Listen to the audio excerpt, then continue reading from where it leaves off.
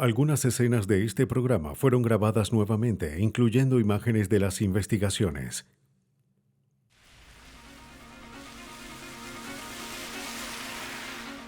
Justo a tiempo, se descubre que una mujer estaba siendo envenenada con arsénico. Pero otras antes de ella no tuvieron tanta suerte. Los investigadores deben crear un caso basado en restos cremados. Los doctores observan cómo la condición de un hombre se deteriora hasta morir. Los detectives declaran la muerte como homicidio. Y si no detienen al culpable, puede haber más víctimas. Una joven muere mientras practicaba equitación. Pero una serie de pistas sutiles llevan a los investigadores a creer que esta muerte no fue un accidente. La mayoría de los que son envenenados son víctimas de la falta de juicio de alguien en quien confían. Pero los investigadores solo necesitarán una pizca de sospecha para detectar un gusto por el veneno.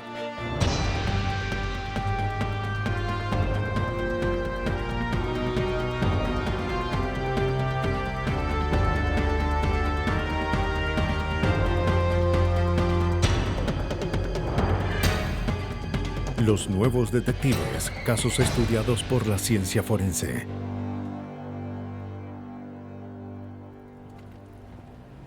Un gusto por el veneno. En marzo de 1988, en el pueblo de San Angelo, Texas, los paramédicos acuden a una llamada en el hogar de Lita y Olgie Nobles. Miren.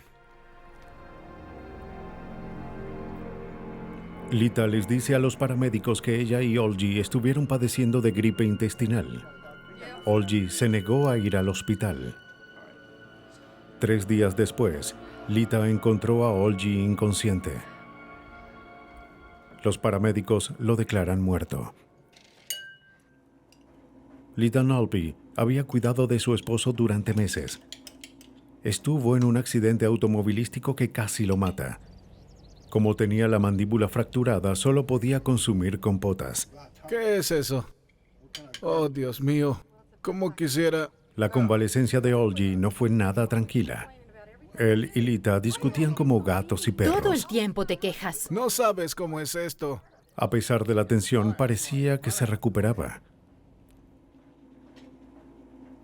A Lita tampoco le iba bien. El estrés de atender a su beligerante esposo agravaba sus úlceras. Vivía a base de antiácidos. 2 meses después de la muerte de Olgie, Tim Scoggin, un amigo cercano, lleva a Lita al hospital. Se quejaba de tener fatiga extrema, vómitos y dolores estomacales. Perdió una gran cantidad de sangre. Veamos. Los doctores creían que se trataba de una úlcera, pero el tratamiento no mejoró su condición. Las semanas pasan y ella empeora. Dígame, ¿qué es lo que siente? Aquí. ¿No tiene algo más? Luego sus manos y pies se paralizan. Los doctores hicieron un sinfín de exámenes para buscar la causa, incluyendo una prueba de metales pesados. Tendremos que hacerle una prueba en caso de que tenga... El análisis de orina resultó positivo. Lita Nobles tenía arsénico en su organismo. Se contacta a los Rangers de Texas. Lo primero que el investigador George Fraser debía hacer era descartar la contaminación ambiental como origen de la toxina. Cuando empezamos la investigación, lo que sabíamos era que había arsénico en el cuerpo de Lita Nobles. En el proceso de descarte, para saber el origen del veneno, también analizamos el agua. Había un pozo allí. El arsénico es un metal venenoso hallado en la tierra. Como es un elemento, no puede romperse. Pero sus átomos pueden combinarse para formar otras sustancias. Una pizca de arsénico tiene una potencia letal. En Texas, se llegó a usar como defoliante de algodón. Pero si se vierte, podría contaminar el agua. Se toman y analizan muestras del hogar de los Nobles. El pozo estaba limpio. Los investigadores interrogan al hermano y a la cuñada de Lita, quienes se quedaron en su casa después de la muerte de Olgi. Ninguno de ellos presentó síntomas aunque habían tenido todas sus comidas allí.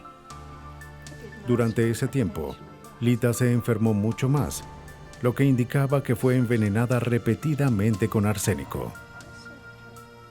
Mientras los investigadores descartan todas las fuentes de contaminación accidental, llegan a una conclusión. Lita Nobles no fue envenenada por accidente.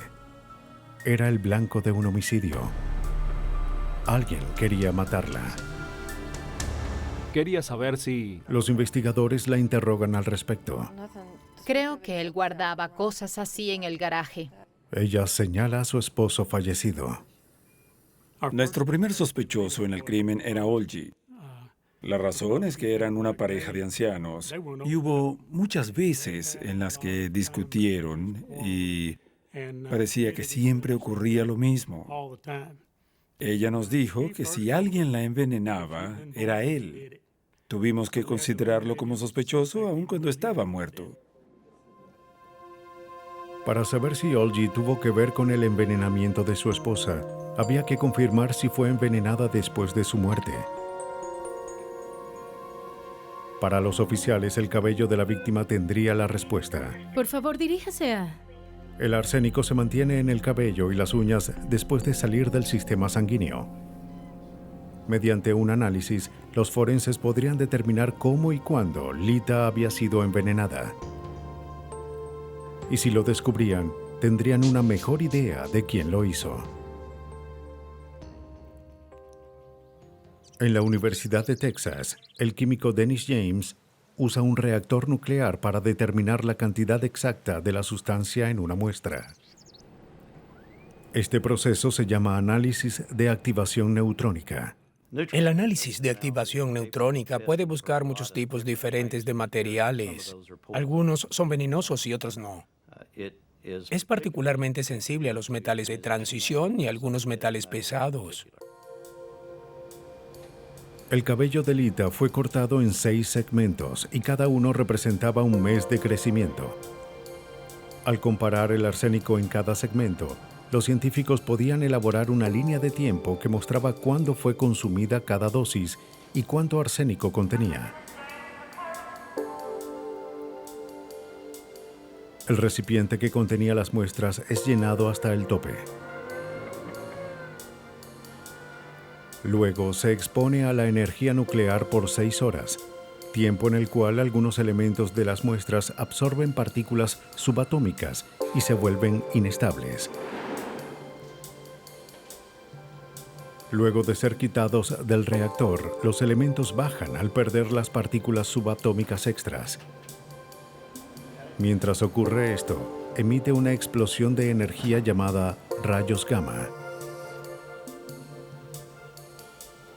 Con un detector de rayos gamma, los técnicos buscan la emisión característica del arsénico. Al comparar los resultados de los segmentos del cabello con muestras de contraste, pueden calcular la concentración de arsénico en cada muestra.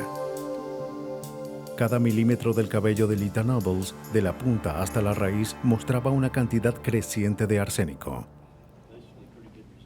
La dosis de Lita se había incrementado en los últimos 6 meses.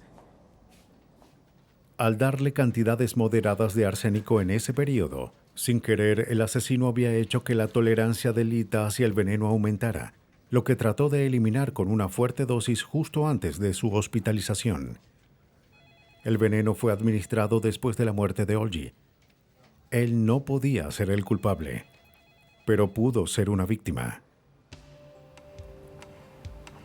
Aunque el cabello de Olgi era muy corto para determinar por cuánto tiempo fue envenenado, las muestras tomadas de su cuerpo mostraban que, al igual que su esposa, había consumido una dosis masiva de arsénico. La toxina se hallaba en sus órganos. Encontrar al envenenador no era tan fácil como encontrar el veneno. Una persona que conocía a la pareja había estado administrándoles dosis tóxicas de arsénico en sus comidas y bebidas. Es decir, que el asesino era alguien cercano a los Nobles. alguien en quien confiaban. Los investigadores asumen la delicada labor de preguntar a los amigos de la pareja sobre quién podría ser el envenenador. Un vecino les da una idea. El vecino de al lado creía que un joven llamado Timothy Scoggin era un posible sospechoso, ya que pasaba mucho tiempo en su casa. Scoggin era nuevo en el pueblo y un miembro muy apreciado de la comunidad de San Angelo. Era conocido por ser pintor de porcelana y por su disposición a ayudar a los ancianos del pueblo en sus mandados y reparaciones. Era empleado de funeraria, pero parecía que le iba bien en otros negocios. Y le encantaba sentirse útil. Entre las personas ancianas que ayudaba estaban Lita y Olgie Nobles. Poco después de convertirse en su amigo, compró su negocio de aires acondicionados. ¿Necesita ayuda? Aunque él estaba detrás de sus pagos de hipoteca, Lita nunca dejó de confiar en su hijo sustituto. Después de la muerte de Olgie, Lita dependía mucho de él. Para Fraser, Scoggin tenía el perfil de un envenenador. Primero tenía un motivo. Les debía a las víctimas $100,000. Segundo, tenía acceso al hogar de los Nobles. Finalmente, tenía la confianza de la pareja. Al sospechar de Timothy Scoggin, hablamos con la señora Nobles en su habitación del hospital. Prácticamente nos corrió. Quería a ese chico. Iba a visitarla al hospital y le cortaba el cabello y las uñas. Pero no pasaría mucho para que Fraser revelara la codicia detrás de la fachada angelical de Scoggin. Descubrió que durante la hospitalización de Lita, hubo varios incidentes sospechosos en su cuenta bancaria. Mientras estaba en cama, se habían firmado varios cheques con un valor de $48,000 a favor de Scoggin. Era sospechoso para alguien que no usaba sus manos. Tenía bandas y aparatos en las manos y no podía firmar aunque quisiera. Así que le mostramos los cheques y le preguntamos si los firmó. Eso bastó para convencerla de que él lo había hecho. Pero la falsificación no probaba un homicidio. Si los detectives querían convertir sus sospechas en una acusación, debían saber más sobre las debilidades de Tim Scoggin. Al investigar su pasado, los investigadores se convencieron de que su afición por envenenar no empezó con Lita y Olgie Nobles.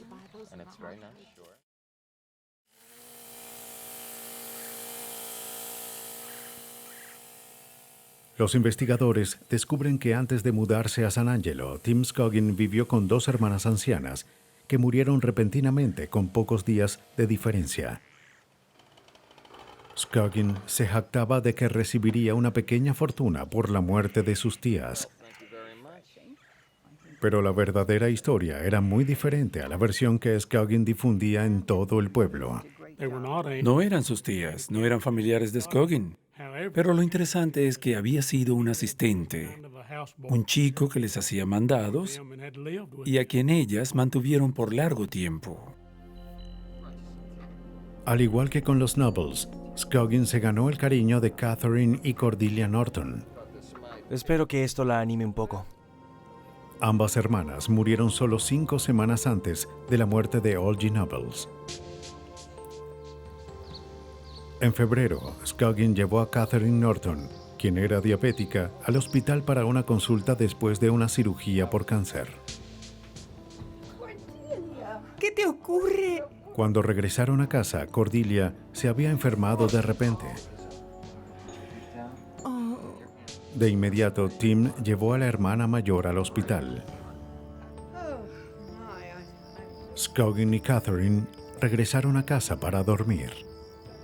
Muchas gracias, hijo. Que tengas buenas noches. Scoggin se quedó en caso de que Catherine necesitara algo. En la mañana, cuando Scoggin va a ver a Catherine, la encuentra inconsciente. Así que llama al doctor. Él declara muerta a Catherine. El día siguiente, Cordelia muere en el hospital. Se declaró que ambas muertes fueron naturales. Creo que hay que 6 meses después de la muerte de las hermanas Norton, los investigadores querían saber si, al igual que los Nobles, fueron envenenadas con arsénico. El problema era que Catherine y Cordelia habían sido cremadas. Los investigadores descubren que Tim Scoggin había usado sus conocimientos para destruir cualquier evidencia que lo incriminara en las muertes de las hermanas Norton. Él usó sus conocimientos y sabía cómo falsificar órdenes de cremación, lo que hizo para ambas señoras, y dijo que ellas le habían dicho que querían ser cremadas justo después de morir. Así que fueron cremadas y enterradas. Los investigadores se enfrentaban a la tarea de detectar veneno en cenizas. Nadie lo había intentado antes. Si los científicos lograban incursionar en esta área desconocida, estarían más cerca de atrapar al asesino. Las cenizas de Cordelia y Catherine Norton son llevadas al Departamento de Salud Pública de Texas, donde el toxicólogo Rod McCutcheon las analiza químicamente. Al principio no creía que esta prueba tendría éxito. En realidad no creía que pudiésemos encontrar veneno en los restos de la cremación. Nunca había oído de alguien que lo intentara. Después de pensar por un minuto en el tipo de veneno que debía encontrar, el arsénico, me di cuenta de que era posible que estuviera aún allí, ya que es un elemento, y realmente los elementos no cambian. A fin de probar la presencia de arsénico, McCutcheon coloca los restos en una solución ácida y luego la calienta. Las impurezas desaparecen. Si había arsénico allí, se quedaría en el líquido. Se añaden químicos para convertir el arsénico en gas. El gas forma burbujas en un líquido que se torna purpúreo si hay arsénico presente. Mientras más arsénico haya, más intenso será el color. Los resultados muestran que los restos de Cordelia tenían cantidades letales de arsénico, pero los resultados de Catherine son negativos. Esos resultados negativos en las cenizas de Catherine en realidad fortalecieron el caso, ya que sirvieron como un punto de comparación. Como ambas habían muerto el mismo día y fueron cremadas en el mismo horno, la falta de arsénico en una de las muestras probaba que las cenizas no se contaminaron en el proceso de cremación. El análisis de activación neutrónica confirma los hallazgos.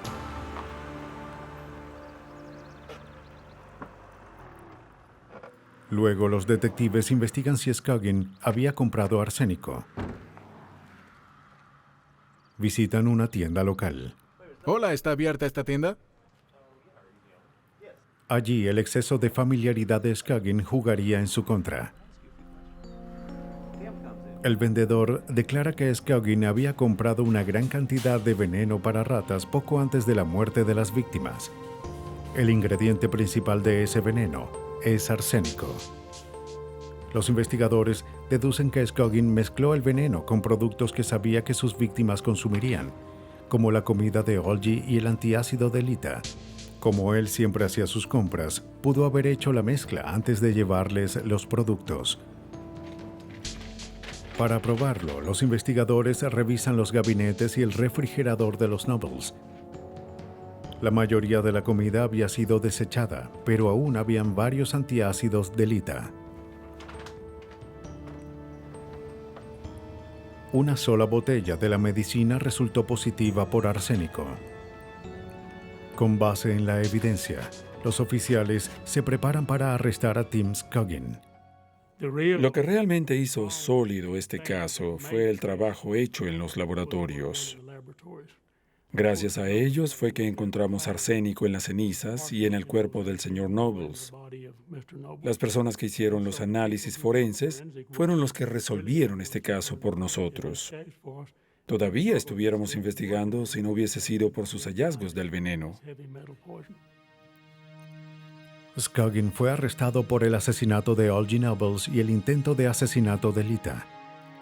Fue hallado culpable y sentenciado a cadena perpetua. Y aunque no había pruebas directas de que hubiese matado a Catherine Norton, Los investigadores creen que alteró su dosis de insulina. Luego se declara culpable de los asesinatos de las hermanas y recibió 2 sentencias más de 50 años.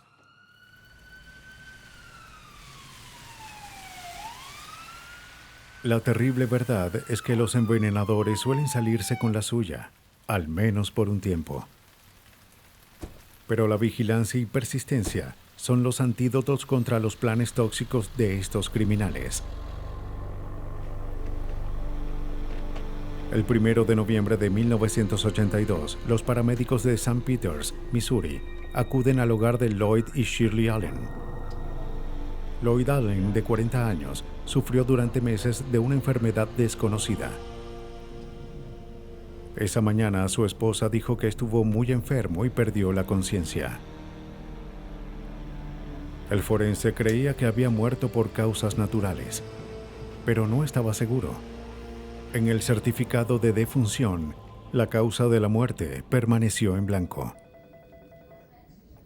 Días después, el detective Robert Bordin del departamento del alguacil descubre que se había hecho una serie de llamadas a la estación de noticias local. Según esa persona, Lloyd Allen no había muerto de causas naturales, sino que fue envenenado. Empezamos a investigar en el vecindario de Lloyd Allen y luego descubrimos que las llamadas anónimas provenían de uno o varios vecinos de Lloyd. El detective Bordin hace una investigación de rutina para saber si las llamadas tenían alguna base, mientras las autoridades impiden que el cuerpo fuese enterrado. Buen día, señora. Soy el inspector Bordin de... Los vecinos le dicen a la policía que el tiempo de la enfermedad era sospechoso. La salud y conducta de Lloyd cambiaron drásticamente después de que su nueva esposa y sus hijas se mudaron.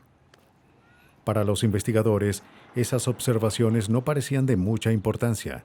No era el tipo de información que probara un homicidio.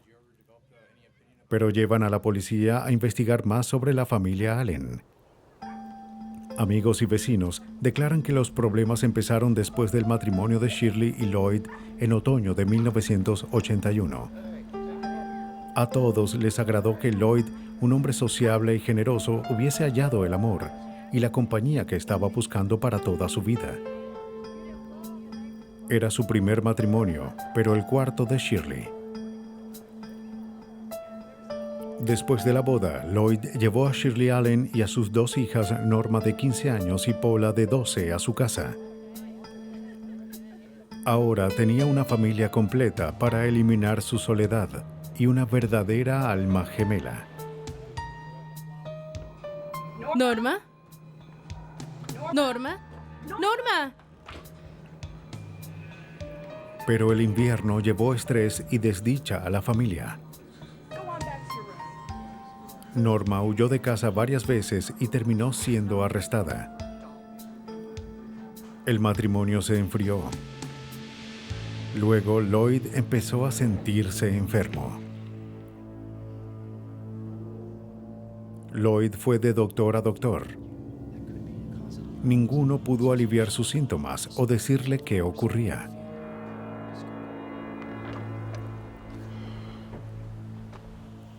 Trató de trabajar en su casa, pero estaba muy débil para completar sus proyectos. Los detectives descubren que Shirley trató de aumentar su energía con un suplemento de hierro, pero no funcionó. Mientras se agravaba su condición, ella lo mantenía alejado de otras personas. Las sospechas surgen alrededor de la nueva esposa de Lloyd. ¿Quieres más? Los vecinos nos contaron que ella lo estaba alejando de ellos. Él ya no salía mucho. No podía responder sus saludos o sus gestos de saludo debido a su mala salud. Ellos creían que Shirley estaba escondiendo a Lloyd.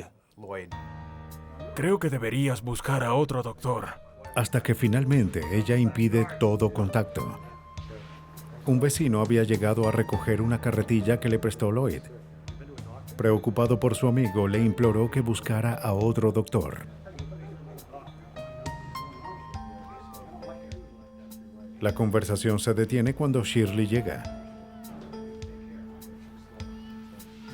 Ella saca al vecino y firma una queja en su contra.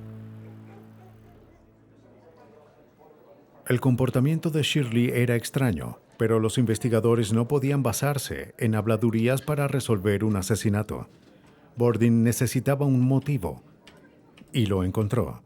Shirley era la beneficiaria de un seguro de $25,000. Descubrimos que era la beneficiaria del testamento de Lloyd, que había cambiado hace poco.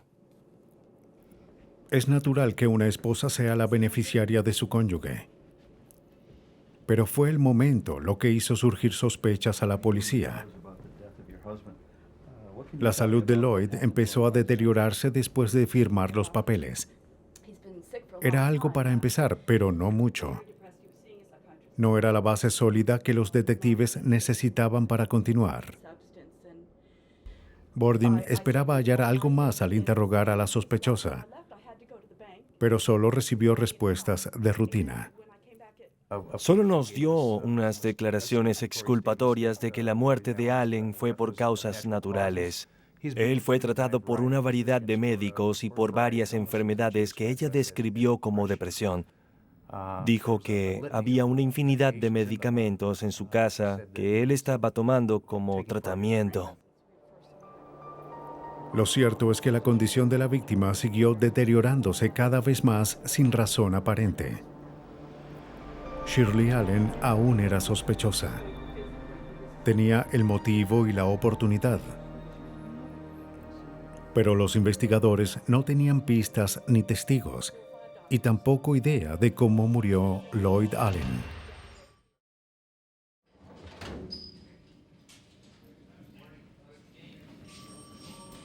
Lloyd Allen estaba muerto y los detectives sospechaban que fue envenenado por su esposa, pero no había forma de probarlo.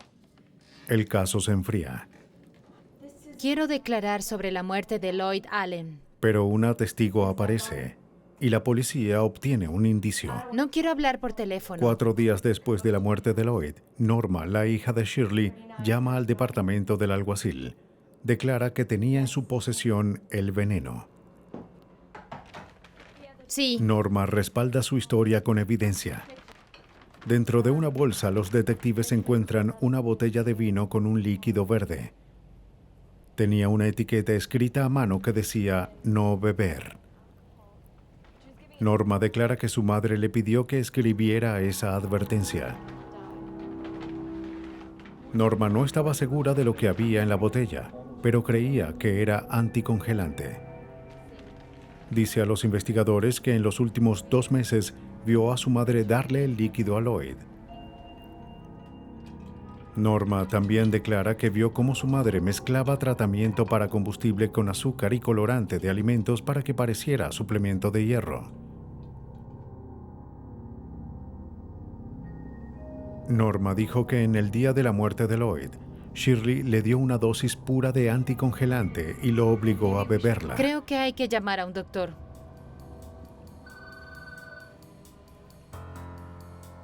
Basándose en el testimonio de Norma, los toxicólogos analizan el contenido de la botella. Se coloca una muestra del líquido en el cromatógrafo de gases.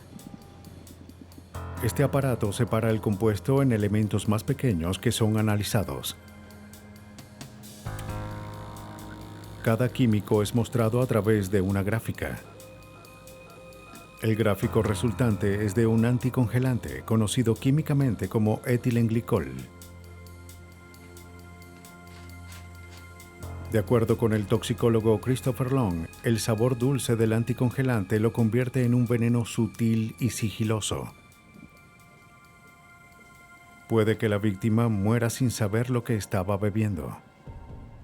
El anticongelante produce una sensación parecida al alcohol, pero no hay nada que lo delate ni le advierta a uno. Es igual a quizás tomar un trago de cerveza o algo así, solo que sin sabor. Simplemente hay un pequeño cambio en cómo uno se siente, pero no es muy evidente. Pero con el tiempo, el anticongelante es mortal. Mientras se metaboliza en el cuerpo, produce toxinas que aumentan el ácido en la sangre. Con cada dosis, el cuerpo y la mente de Lloyd Allen fueron destruidos lentamente. Cuando los químicos en el cuerpo cambian, dejan de funcionar los riñones y no purifican la sangre de los desperdicios, lo que puede ser la razón por la que parecía mareado o hasta un poco atontado. Su mente no funcionaba bien. Como muchos de los órganos de Lloyd estaban fallando, era difícil para cualquier doctor diagnosticar el envenenamiento. En las etapas finales, aún si sabía que la mujer a la que amaba lo había traicionado, estaría muy débil para protegerse y confundido para pedir ayuda. Los científicos determinan que el envenenamiento por anticongelante concordaba con la misteriosa condición de Lloyd. Para probarlo se realiza una autopsia y se analizan los restos.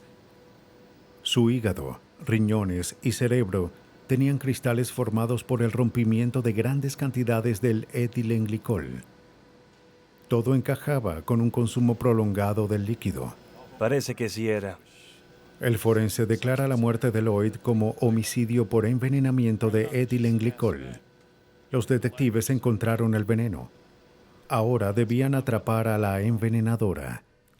Bueno, Norma era una adolescente problemática que no se llevaba bien con su madre. También existía la posibilidad de que hubiese envenenado a Lloyd para inculpar a su madre. Después de varios interrogatorios, esa teoría es descartada. Norma apreciaba a la víctima y no tenía nada que ver con su muerte. Con la evidencia en mano, la policía arresta a Shirley Allen. Pudieron crear un caso en su contra con facilidad. Una póliza de seguros de $25,000 le dio un motivo para matar a su esposo. La botella de vino le dio el medio. En un juicio de solo 4 días, es hallada culpable de matar a Lloyd Allen. Shirley Allen es sentenciada a cadena perpetua sin libertad condicional por 50 años. Muere en prisión. Sin la evidencia forense y sin el conocimiento de que su organismo tenía etilenglicol, no hubiésemos tenido un caso de homicidio. No hubiésemos descubierto que fue un homicidio y Shirley Allen se habría salido con la suya. Gracias a la preocupación de los vecinos de Lloyd Allen, un asesinato fue llevado ante la justicia. Pero esa no ha sido la única ocasión en la que un crimen es descubierto gracias a la intuición de los vecinos. En una tarde de verano de 1980, David Davis corre a la casa de su vecino en Hillsdale buscando ayuda. Davis le dice a su vecino que él y Shannon, su esposa, estaban cabalgando cuando el caballo de ella frenó haciéndola caer. Se golpeó la cabeza con una gran roca. Lastimada pero aún consciente, ella le dice que busque ayuda. Cuando llegan, encuentran a Shannon inconsciente. Estaba sangrando. Su piel tenía un moretón. Ambos la llevan al hospital. Pero al llegar no tenía pulso y sus pupilas estaban fijas y dilatadas.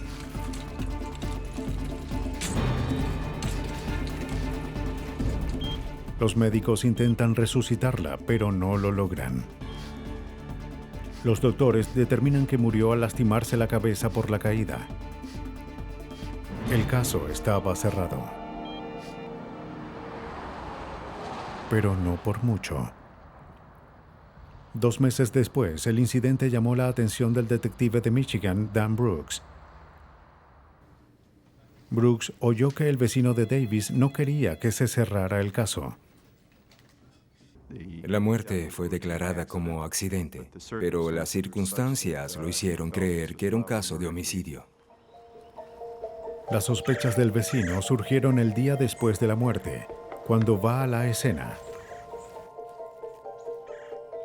Nota que las ramas de un árbol cercano tenían 2 marcas circulares, lo que indicaba que un caballo había sido atado en ese lugar. Había una pila de estiércol reciente a casi 2 metros, lo que confirmó su teoría. Parecía que los Davis, los únicos jinetes en el área, se habían detenido el tiempo suficiente para atar a sus caballos. Eso no coincidía con la versión de Davis sobre la pérdida del control del caballo y su prisa por encontrar ayuda.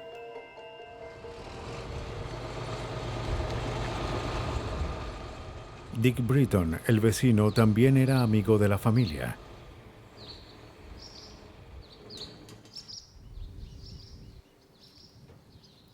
Pero le preocupaba que Davis ocultara algo. Al principio me sentí culpable. Pensé, no puede ser cierto. Pero ya saben, seguí igual por un tiempo. No podía dejar de pensar en que las cosas no encajaban, no tenían sentido. Shannon y David solo tenían 10 meses de casados antes del accidente y contrajeron matrimonio después de un corto noviazgo. Fue amor a primera vista. Después de la boda, Shannon se mudó a la granja de Davis. Él le enseñó a cabalgar. Para Britton y la familia de la víctima, la historia de Davis no concordaba con la forma en la que Shannon cabalgó minutos antes del accidente. Era una jinete muy cuidadosa y el caballo era tranquilo. Los padres de Shannon no sabían mucho sobre su yerno, salvo que su hija se veía más feliz que nunca antes. Después del accidente, los padres de la víctima discuten con Davis. Él quería que su esposa fuese cremada. ¿Cremada? Jamás. Escucha, soy él. Ellos insistieron en un entierro, y así fue.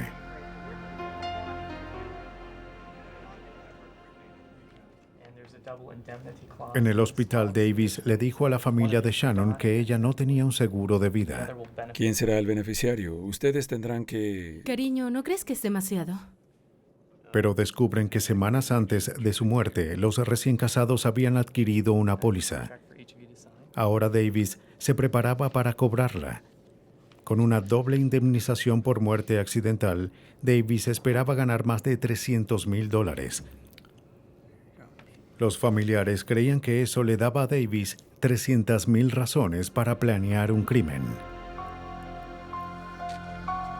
Para los investigadores, solo se trataba de una familia dolida que trataba de culpar al esposo de la víctima del accidente. El vecino avivaba las llamas de la contienda. Impulsados por sus sospechas, los familiares de Shannon y Britton piden a las autoridades que reabran el caso. Un mes después de su muerte, el cuerpo de la víctima es exhumado.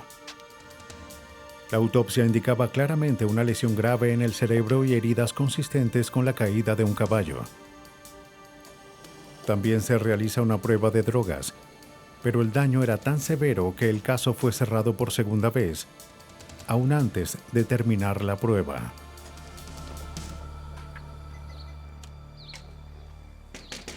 Britton y los familiares no se quedaron así.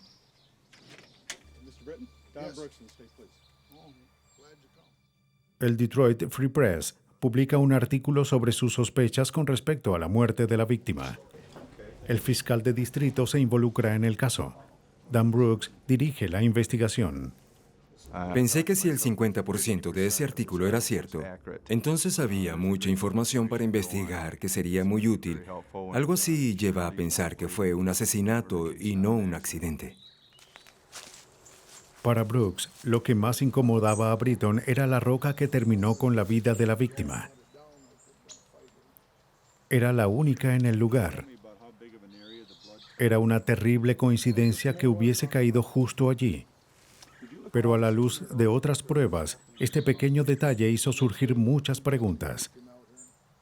La probabilidad de que alguien cayera de un caballo en ese lugar y golpeara la cabeza en la única roca que allí estaba era tan poca que obviamente generó una gran cantidad de preguntas. Mientras más ahondaba con respecto a la muerte, más aumentaban sus sospechas. Brooks revisa los resultados de la prueba de drogas de la autopsia y sus dudas aumentan aún más. Era hora de buscar respuestas. En el laboratorio se analiza una muestra del cuerpo en un cromatógrafo de gases. Cada sustancia alcanza su punto más alto en un momento específico. Estos puntos son el tiempo de retención de la sustancia. El cromatógrafo muestra un químico inusual que no coincidía con ninguna sustancia en la base de datos. Nadie sabía qué era. Pero antes de investigarlo, el caso fue cerrado de nuevo y el misterio quedó enterrado con la víctima. Convencidos de que Shannon fue asesinada, sus familiares presionan a los investigadores a analizar esa cromatografía más a fondo. Los técnicos lo intentan por semanas, pero no identifican la sustancia.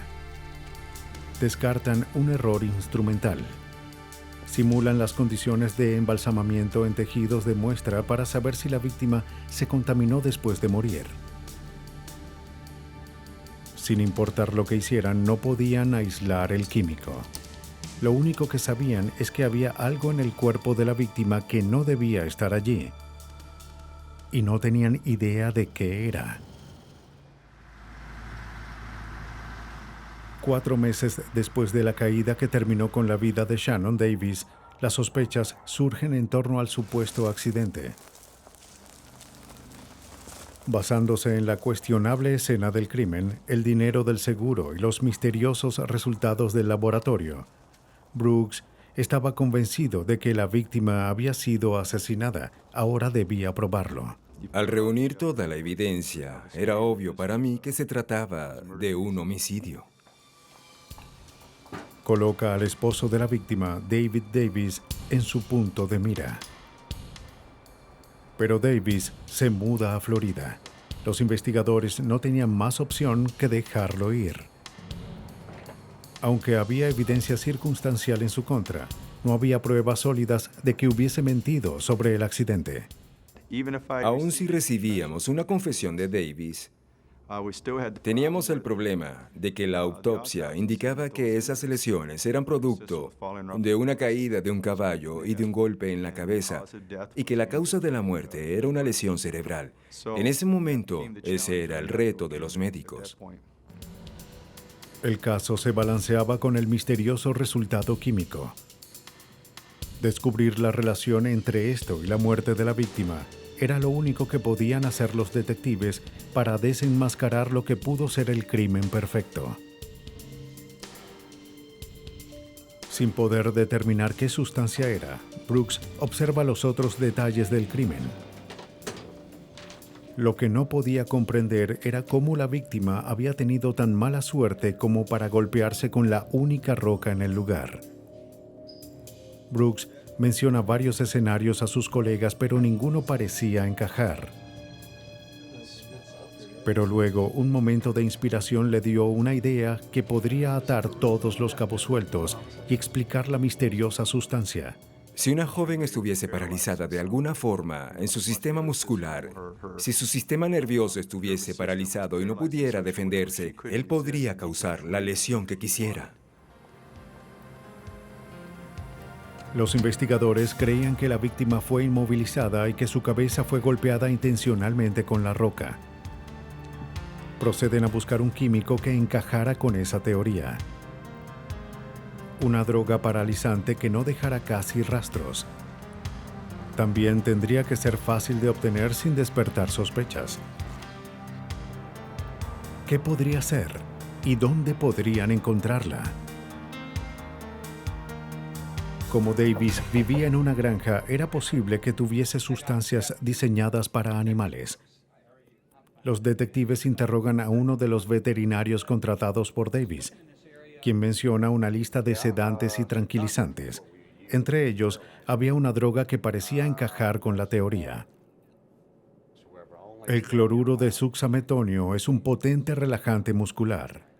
En humanos puede paralizar el sistema respiratorio en segundos. como se desprende en químicos encontrados en el cuerpo, es considerado como una perfecta arma homicida, una que no aparece en una cromatografía de gases. Por petición de Brooks, el toxicólogo Tom Carroll del Colegio de Médicos de Ohio hace una prueba. De inmediato fui a la farmacia, conseguí el cloruro, pude colocarlo en un cromatógrafo de gases y obtuve el mismo tiempo de retención que la sustancia desconocida. Bingo, pensé que teníamos realmente algo. Para confirmar los resultados, se recalibra el cromatógrafo y se hace la prueba un total de 5 veces. En cada ocasión, los resultados fueron idénticos. Pero para una confirmación absoluta, las muestras de tejido debían ser analizadas en el espectrómetro de masas, más sensible para comprobar que el químico podía aislarse. Las muestras son enviadas a 2 laboratorios para un análisis más completo. Por desgracia, ninguno de los espectrómetros pudo distinguir el químico en los tejidos de la víctima. Carroll envía el cloruro y el tejido a Estocolmo, Suecia, donde los científicos experimentaban con métodos para analizar químicos similares. Los tejidos de Shannon fueron analizados en otro espectrómetro. Los resultados iniciales fueron negativos. Prueba tras prueba resultó negativa con respecto al químico. Si no podían encontrarlo, Davis habría cometido el crimen perfecto. Carroll no lo permitiría. Los investigadores hacen presión. La precisión que hacía tan sensible al espectrómetro también lo volvía susceptible a la temperatura. Después de varios intentos, un pequeño ajuste produce resultados positivos. Al fin lo encontramos. Lo sentimos como una celebración. No creerían cómo gritamos de alegría. De allí en adelante solo había que hacer otras pruebas para recoger los datos necesarios. Pudimos identificar la sustancia en los tejidos. Ahora los investigadores debían determinar cómo el químico fue introducido en el cuerpo de la víctima. Más de un año después, el cuerpo fue exhumado nuevamente y se realizó una nueva autopsia para buscar una posible inyección. Se descubren severas lesiones en el lado izquierdo. Estas lesiones indicaban una grave caída. El lado derecho no tenía heridas a excepción de 2 marcas, una en el hombro y otra en la muñeca. Estas heridas eran los sutiles rastros de la aguja del asesino. Habían sido pasados por alto ya que nadie sospechaba que se hubiese usado una aguja. Mientras organizan sus hallazgos, los detectives creían que lo peor había pasado.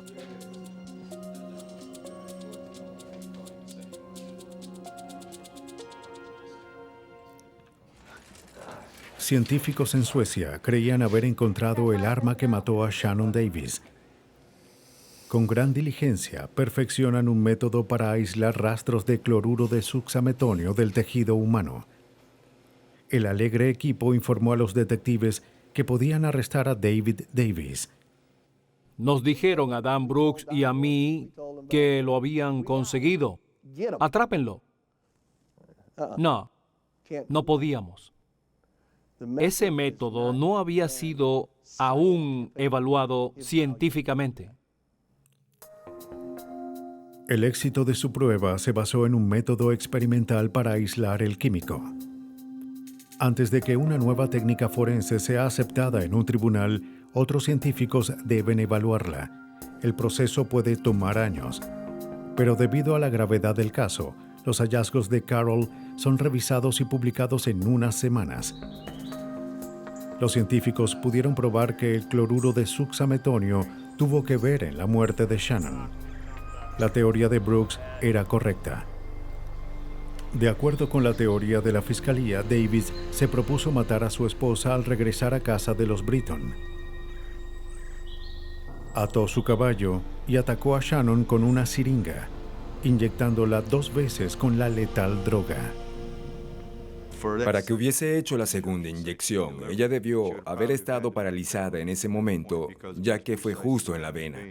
La lesión de aquí fue probablemente el resultado de una lucha mientras él la inyectaba y ella aún podía defenderse. Creo que lo que ocurrió luego fue que cuando cayó al suelo se desmayó.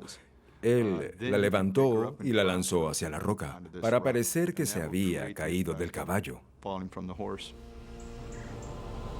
Fue un plan muy ingenioso desde el punto de vista científico. Davis planeó lo que creía era el crimen perfecto. El único problema fue que el arma perfecta dejaría de ser tan perfecta.